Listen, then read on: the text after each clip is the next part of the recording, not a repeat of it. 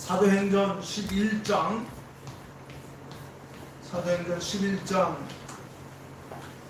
19절부터 26절까지 보겠습니다.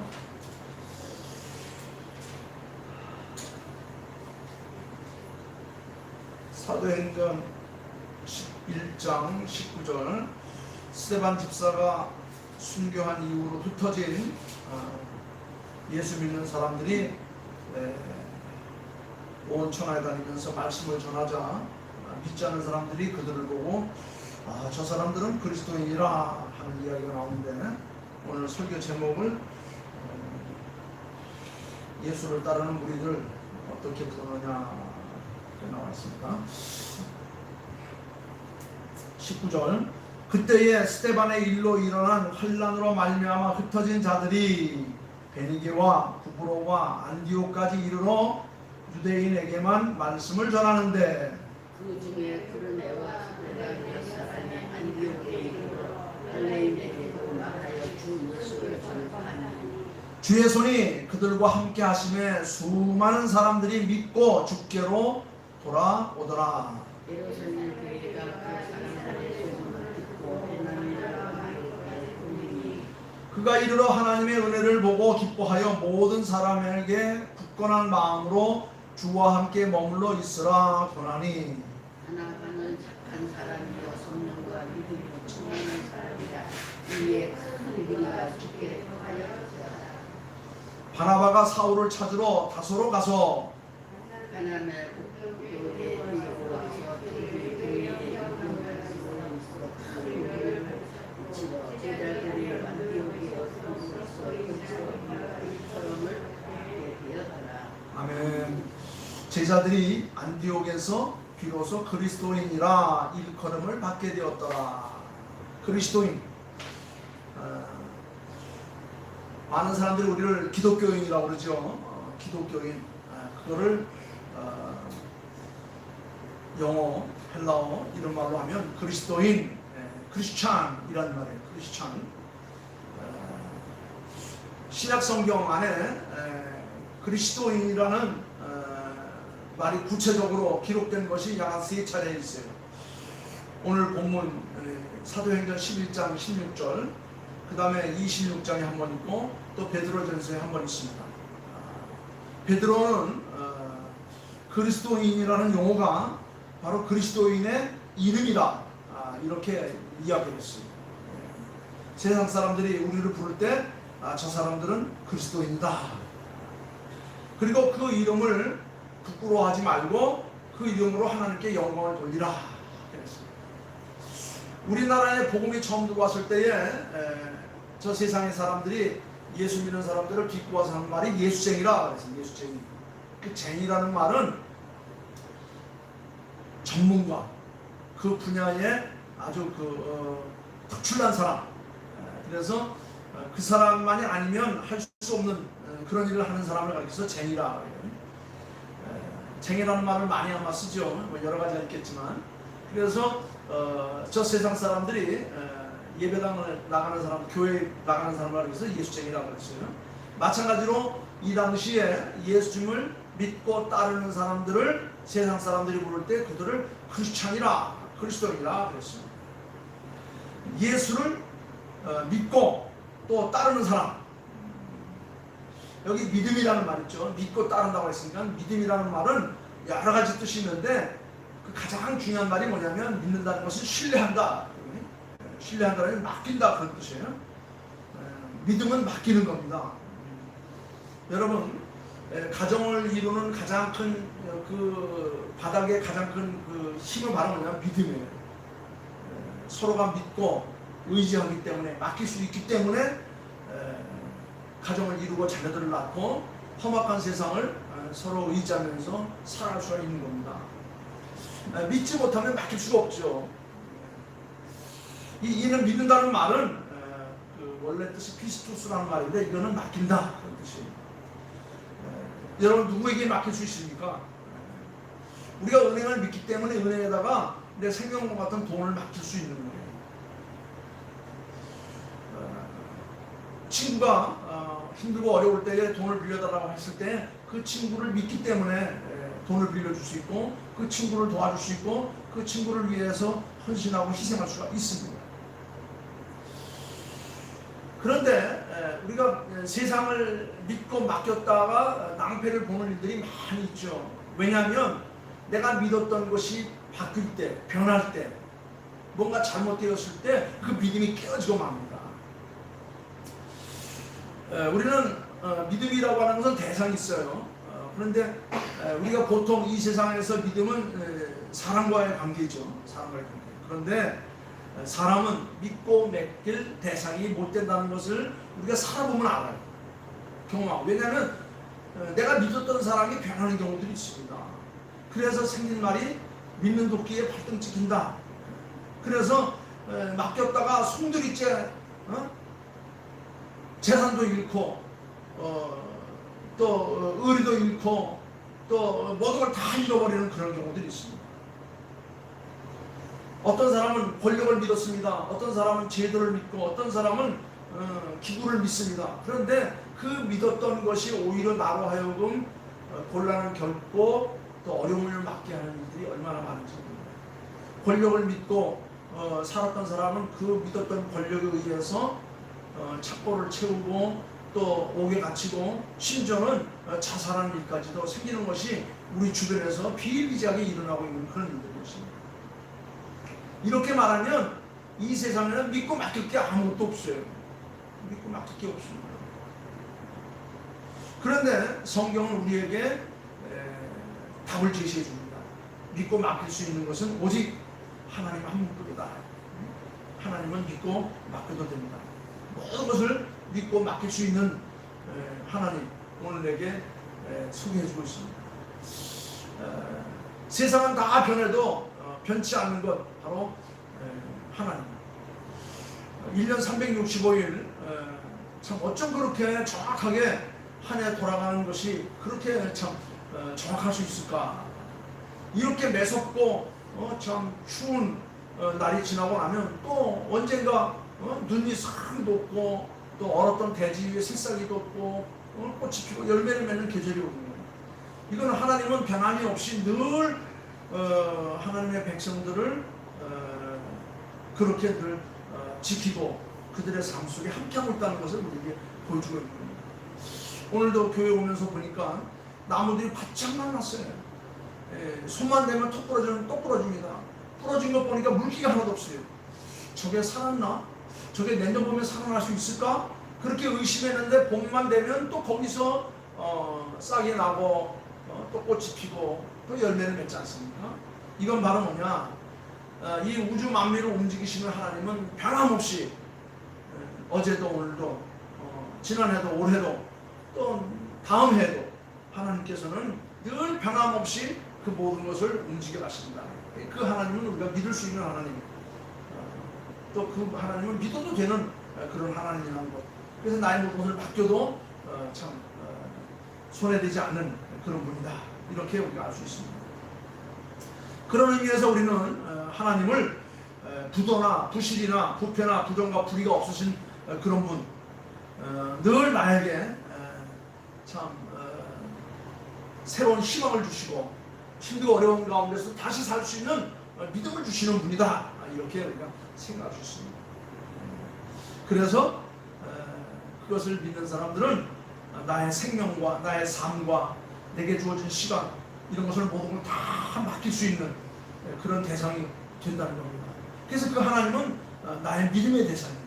믿음은 내가 모든 걸 맡길 수 있는 대상이라는 겁니다. 내 시간을 맡길 수 있어요. 심지어 나의 생명까지도 맡길 수 있습니다. 그것을 가리켜서 성경은 뭐라고 말하냐면 믿음이다 그랬어요. 믿음. 그렇습니다. 우리는 이제 믿음의 온전한 대상을 찾았어요. 바울 사도 고백이 됐죠. 예수 그리스도 나의 주가 되시고 나의 영원한 생명이 되신 분이다. 내가 그분을 위해서 모든 걸 다 드려도 나는 아깝지 않다. 나는 손해나지 않는다. 그래서 바울 사도가 예수 믿는 모든 사람들에게 따라오는 사람들이 하는 말씀이 우리 주 예수 그리스도는 우리의 믿음의 주요 우리를 온전케 하시는 분이다. 그랬어요. 이제 우리도 바로 그런 믿음의 신앙 선녀들처럼 나의 주가 되시며 하나님이 되신 예수님께 모든 걸 맡기고 또 따를 수 있는 그런 사람들이 되기를 바랍니다. 그런 사람을 가리켜서 성경은 뭐라고 말했냐면 그리스도인이라고 했어요. 그러니까 내가 그리스도인이라고 하는 것은 굉장히 참 자랑스러운 이름이에요. 굉장히 귀한 이름인 것입니다. 내가 그리스도인이 되었다고 하는 것, 나의 믿음을 온전케 이룰 수 있는 그 대상, 그 주를 내가 따를 수 있다는 것, 그렇습니다. 자, 그렇다면 나의 주가 되시고 나의 하나님이 되신 예수 그리스도, 그 예수 그리스도는 누구인가? 나는 그를 누구라고 고백할 수 있는가? 여러분, 예수님을 뭐라고 고백할 수 있겠습니까? 우리가 잘 아는 대로 베드로 사도는 예수님을 주는 그리스도시요 살아계신 하나님의 아들이십니다, 이렇게 고백을 했어요. 예수님께서는 그 고백을 들으시고 요나의 아들 시몬아, 네가 복이 되도다. 네가 그런 믿음을 가질 수 있다는 것이 정말 복되도다. 내가 이제 천국을 여는 열쇠를 내가 너에게 맡길 것이니 네가 열면 하늘에서도 열릴 것이고 네가 닫으면 하늘에 닫힐 것이다. 그래서 그는 아마 이 지구상에 왔던 사람들 가운데 아마 최고의 아마 복을 받았던 사람이었을 거예요. 자기의 이름으로 수많은 박사들이 생성되었고, 자기의 이름으로 수많은 건축물이 만들어졌고, 자기 이름으로 수많은 일들이 벌어지고 있는 그 주인공, 바로 믿음의 고백을 올바르게 했던 사람이 받았던 축복이다, 이렇게 말할 수 있습니다. 사실 베드로도 그렇게 무슨 뭐 특출난 사람은 아니에요. 오히려 베드로는 12제자 가운데 가장 신임을 받은 대제였지만, 그러나 그도 궁지에 몰릴 때는 여러 번 주님을 부인했던 사람입니다. 여러 번 또 이렇게 참 실수를 저질렀던 그런 사람이에요. 그래서 우리가 베드로를 설명할 때 그는 상당히 다혈질적이고 실수가 많은 모순투성의 사람이었다고 우리가 얘기를 하는데, 그의 살아온 이야기를 일기를 이렇게 살펴보면 그런 내용들이 많이 있어요. 그는 예수님처럼 붙잡혀서 매 맞고 나무에 달릴까봐 두려워서 예수님을 모른다고 부인을 했던 사람입니다. 어쩔 때는 그냥 생각도 안 하고 덤벙대고 달려들었다가 실수한 그런 사람이에요. 예수님을 잡으러 온 호위졸들을 칼로 내리쳐가지고 귀를 자르려고 실수했던, 그래서 예수님한테 책망을 받았던 그런 일도 있고, 심지어는 제가 지난주에 말씀드린 대로 예수님은 성전세를 안 내도 될 수 있는데 우리 예수님도 성전세를 다 무는 사람이다, 이렇게 이야기를 하는 등 생각도 않고 그냥 덤벙대면서 일을 처리했던 그런 사람이었어요. 그럼에도 불구하고 그가 큰 은혜를 입고 하늘의 축복을 받았던 것은 바로 예수 그리스도를 향한 올바른 믿음의 고백을 했기 때문에 그런 겁니다. 여러분, 우리는 항상 마음으로 믿고 입으로 고백을 합니다. 그러나 더 중요한 것은 내가 믿고 고백한 것을 우리의 삶 속에 실천하며 살 때에 그 아름다운 열매가 우리에게 맺혀지는 거예요. 아는 건 많고 가진 건 많이 있어도 그걸 활용하지 못하고 살아가는 사람들이 얼마나 많은지 거예요. 그 사람 참 불행한 사람들이에요. 비록 적은 것을 내가 가지고 있다 할지라도 그것을 나누어서 함께 기뻐하고 또 어려움을 헤쳐나갈 수 있다고 한다면 그 사람은 참 귀하고 복된 사람이다, 이렇게 말할 수 있습니다.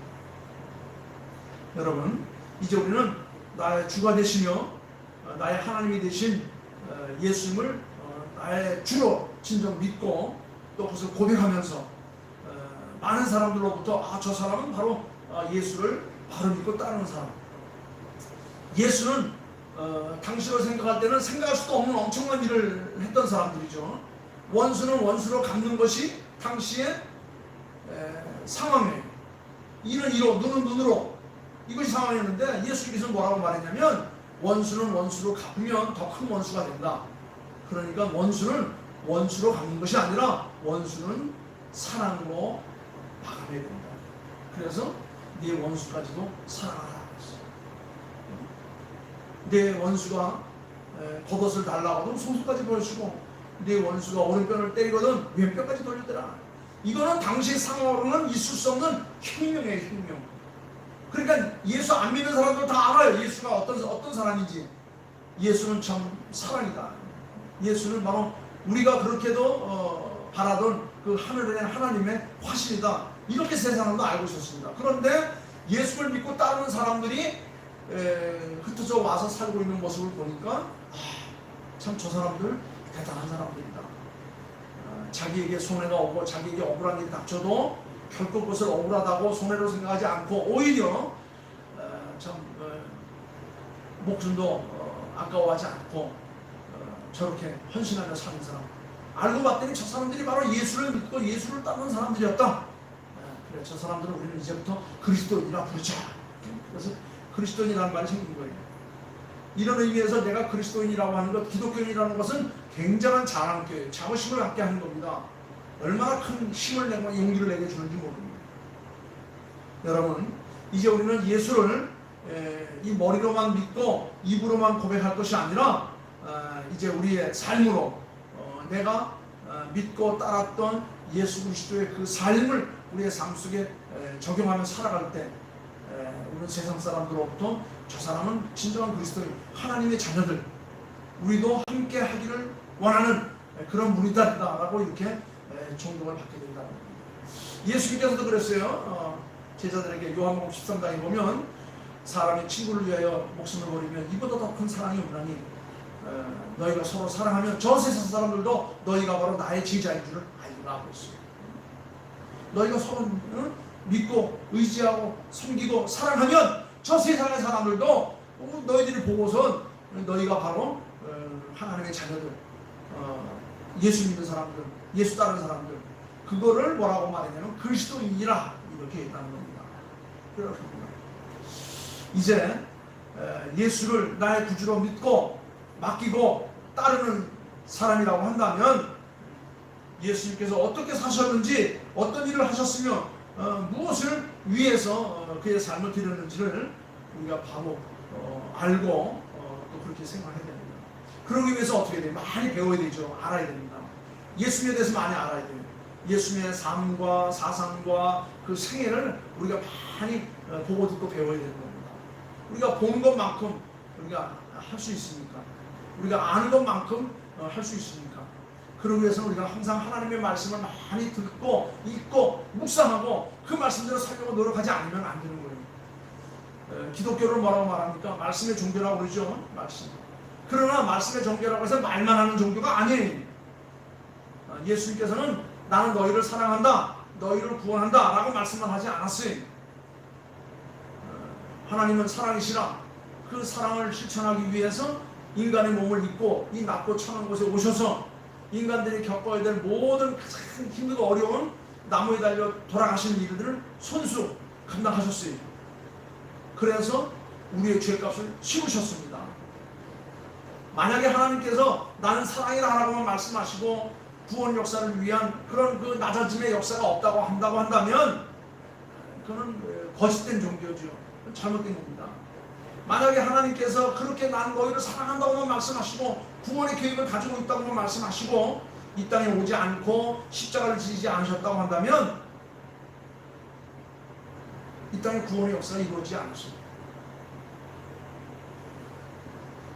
예수님은 바로 인간의 몸을 입고 이 땅에 오신 하나님이었습니다. 그건 뭐냐? 하나님의 사랑이 바로 육신이 된 거예요. 말씀이 육신을 입고 이 땅에 오신 겁니다. 그래서 이 땅에 오셔서 사람이 되셨어요. 십자가에 죽으셨어요. 그러므로 말미암아 우리들에게 참다운 삶의 본을 보이셔서 그를 따라가는 무리들이 생겨서 세상 사람들로부터 존경을 받는 그리스도인이라고 하는 그런 이름을 얻게 된 겁니다. 역사를 보면 이렇게 예수를 믿고 따르는 사람이 들어가는 곳마다 다 바뀌었어요. 문화가 바뀌고 역사가 바뀌고 세상이 바뀌었어요. 최근까지도 1900년대까지만 해도 저 남태평양 조그마한 섬들, 수많은 태평양에 있는 수많은 섬들 가운데는 사람 고기를 먹는 그런 식인종들이 있었는데 그 복음이 들어가서 다 그런 문화들이 사라지고 밝은 세상이 오고 놀라운 기적과 이사가 일어나서 아름다운 세상으로 변해가는 그런 모습이 있었습니다. 만약 하나님께서 인간의 몸을 입고 이 땅에 오지 않았다고 한다면 아직도 이 땅은 아비규환 지옥이었을 것입니다. 그런데 지금은 모든 것이 변하여 사랑의 동상이 되었고 아름다운 세상이 된 겁니다. 예수님의 삶은 어떤 말 장난만이 아닙니다. 말 장난으로 포장된 게 아니에요. 그리스도인이라고 한다면 아주 작은 것 하나라도 그것을 따르고 실천하는 그런 삶이 우리에게 펼쳐진 겁니다. 오늘 이 예수 믿는 사람들, 예수 따르는 사람들을 그리스도인이라고 불려지게 된 그 도시가 안디옥이라고 하는 도시였어요. 예루살렘에 그 핍박 사건이 일어나서 스데반이 이제 집사가 순교하고 나서 예수 믿는 사람들이 전 세계로 흩어졌죠.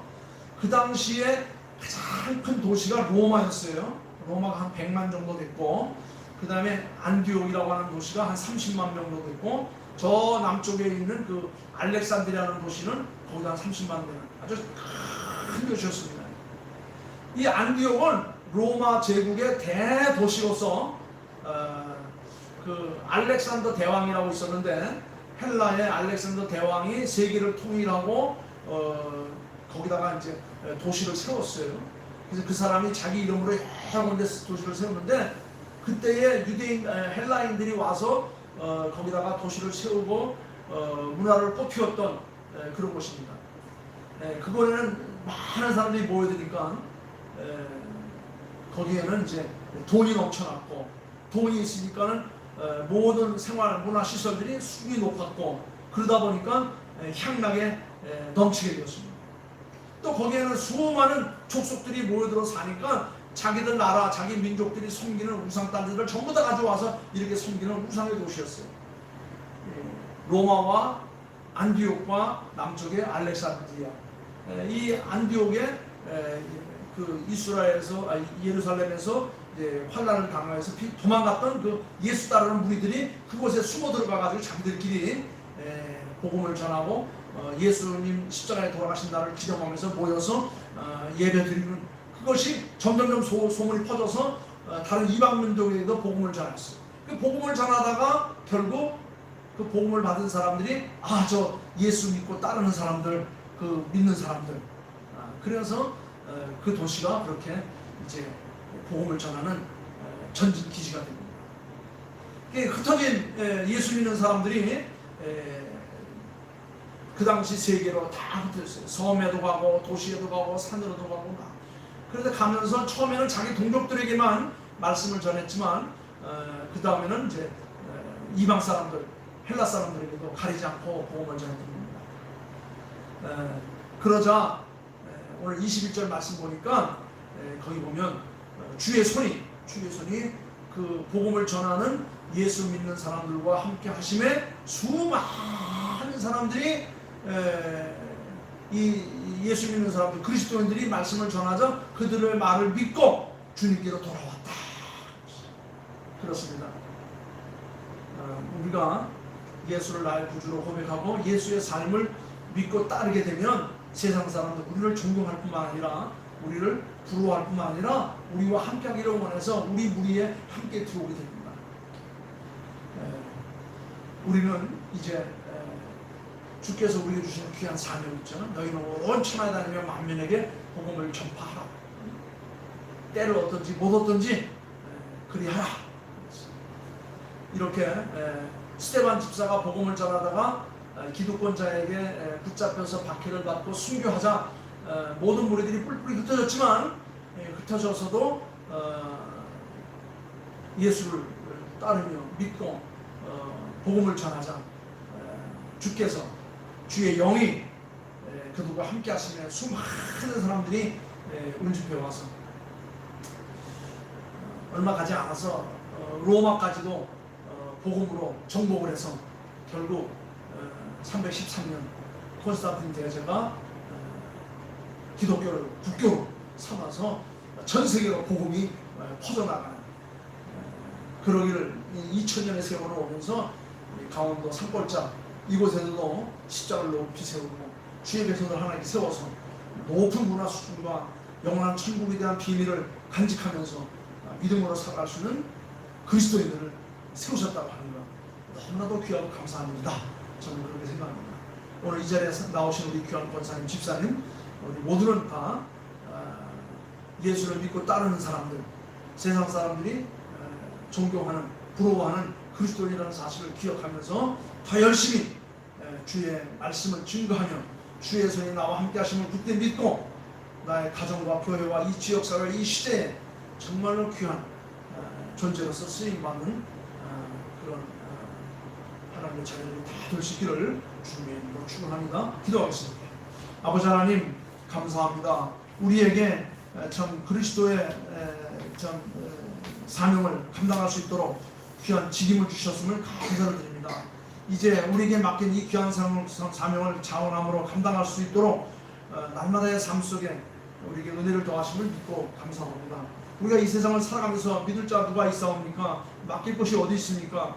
오직 우리에 대해서 영원히 변치 않는 하나님, 우리 주 예수 그리스도에게 모든 것을 믿고 맡길 수 있는 그 은혜를 주셨사오니 이제 그것을 우리의 삶 속에 실천하며 사는 축복의 사람들 다 되게 도와주셔서 오늘 주신 말씀을 마음속에 간직하며 우리도 예수를 믿고 따라서 세상 사람들로부터 참 부러움과 존경을 받는 그리스도인으로 부족하지 않도록 늘 함께하여 주심을 믿고 감사를 드립니다. 남은 날 조목도 주님 앞에 저희들이 쓰임받기를 바라오며 거룩과 없이 예수님의 이름으로 기도하옵나이다. 아멘.